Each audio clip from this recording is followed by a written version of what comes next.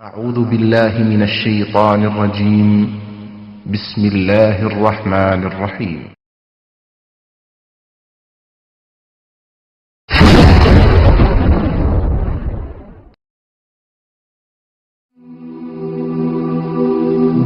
মৃত্যু এমন এক বাস্তবতা যার থেকে কেউ পলায়ন করতে পারবে না।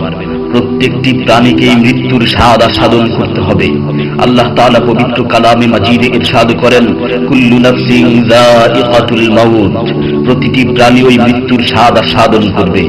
কুল ইন্নাল মাউতাল্লাযী তাফিররুনা মিনহু ফাইন্নাহু মুলাকীকুম, হে নবী আপনি বলে দিন, মৃত্যু যার থেকে তোমরা পলায়ন করছো সে অবশ্যই তোমাদের সাথে সাক্ষাৎ করবে। আইনামা তাকুনু ইউদরিকুমুল মাউত ওয়ালাউ কুনতুম ফি বুরুজিম মুশাইয়াদা, তোমরা যেখানেই থাকো না কেন মৃত্যু তোমাদেরকে পাকড়াও করবেই, যদিও তোমরা সূর্য দুর্গে অবস্থান করো।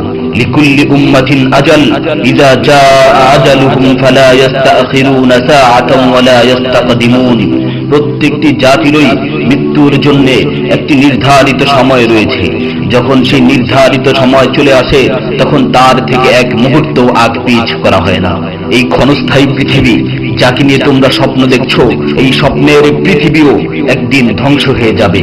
কিয়ামতের সময় যখন নিকটবর্তী হবে তখন আল্লাহ সুবহানাহু ওয়া তাআলা নিজের দায়িত্বপ্রাপ্ত ফেরেশতাকে সিংহায় ফুৎকার দেওয়ার আদেশ দিবেন। অতঃপর ফেরেশতা সিংহায় ফুঁক দিবেন, ফলে পৃথিবী ও পাহাড় সমূহ উত্তোলিত হবে, চূর্ণ বিচূর্ণ হয়ে যাবে, আকাশ ফেটে টুকরো টুকরো হয়ে যাবে এবং নক্ষত্র সমূহ ঝরে পড়বে, সূর্য তার কিরণ হারিয়ে ফেলবে, সমুদ্রকে উত্তাল করে তোলা হবে। সেদিন কিয়ামতের ভূমিকম্প ও কিয়ামতের ভয়াবহ অবস্থা দেখে সকলেই মৃত্যুবরণ করবে।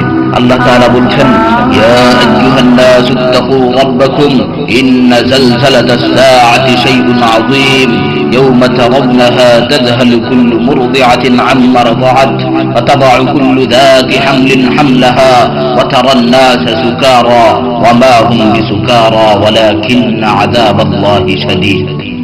হে মানুষ, তোমরা তোমাদের প্রতিপালককে ভয় করো। নিশ্চয়ই কিয়ামতের প্রকম্পন এক ভয়ঙ্কর ব্যাপার। সেদিন তোমরা দেখবে প্রত্যেক স্তন্যদানকারিণী আপন দুগ্ধপোষ্য শিশুকে ভুলে যাবে এবং প্রত্যেক গর্ভধারিণী তার গর্ভপাত করে ফেলবে। তুমি দেখবে মানুষকে পাগলের মতো, আসলে ওরা পাগল নয়, তবে আল্লাহর আযাবই হবে কঠিন। فإذا نفخ في الصور نفخة واحدة وحملت الأرض والجبال فدكتا دكة واحدة, অতঃপর যখন সিংহায় ফুঁক দেওয়া হবে একটি মাত্র ফুঁক, আর জমিন ও পর্বতমালাকে উত্তোলিত করা হবে এবং মাত্র একটি আঘাতে এগুলো চূর্ণ বিচূর্ণ হয়ে যাবে।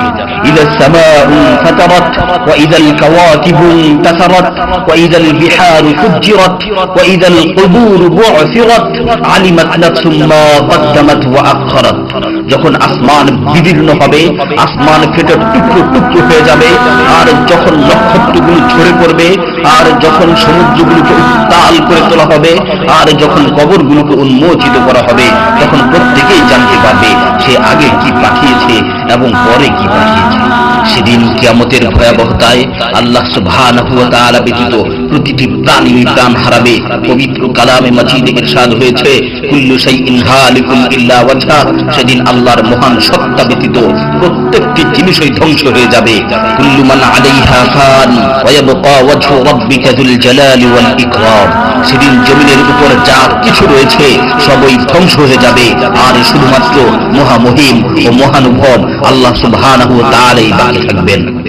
তাফসীরে ইবনে কাসীরে বর্ণিত হয়েছে, যখন ইসরাফিল আলাইহিস সালাতু ওয়াস সালাম সিংহায় ফুৎকার দিবেন তখন সকলেই মরে যাবে।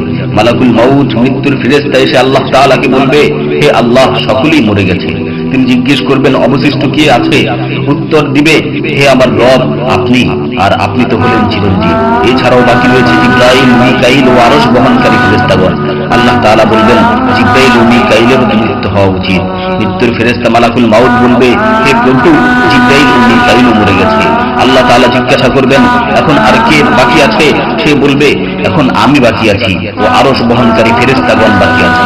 তখন আল্লাহ তাআলা বলবেন, আরশ বহনকারীদেরকেও মরতে হবে, তারাও মরে যাবে। আল্লাহ তাআলা আবার জিজ্ঞাসা করবেন, এখন কে বাকি আছে? মালাকুল মাউত আজরাইল আলাইহিস সালাতু ওয়াস সালাম বলবেন, হে আমার রব, এখন আপনি বাকি আছেন এবং আমি বাকি আছি। তখন আল্লাহ তাআলা আজরাইল আলাইহিস সালাতু ওয়াস সালামকে বলবেন, তুমি তো আমার মাখলুক, সুতরাং তুমিও মরে যাও। তিনি তৎক্ষণাৎ মরে যাবেন এবং শুধুমাত্র আল্লাহ তাআলাই বাকি থাকবেন।